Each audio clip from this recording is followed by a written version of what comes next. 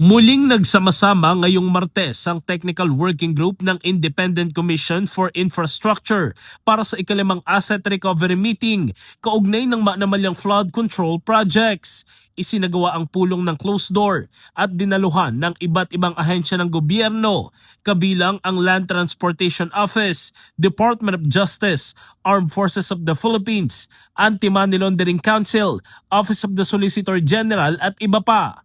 Pinangunahan ng pulong ni Attorney Renato Paraiso, Acting Executive Director ng Cybercrime Investigation and Coordinating Center o CICC.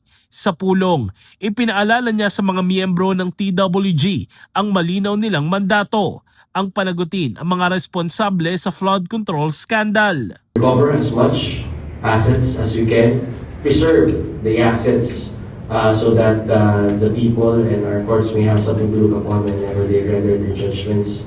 I think it's also important that we emphasize that the technical working group working as one, different agencies coming together do this particular work. Sabi pa ni Paraiso, patuloy ang pakikipag-ugnayan ng TWG sa Office of the Ombudsman para sa mas malalim na investigasyon sa mga proyektong sangkot sa anomalya. Ito ang unang pagpupulong ng TWG ngayong taon.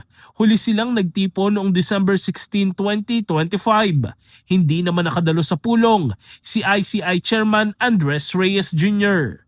In the heart of changing lives, ako si Brigada Jico Custodio ng 105.1 Brigada News of Manila, the Music and News Authority.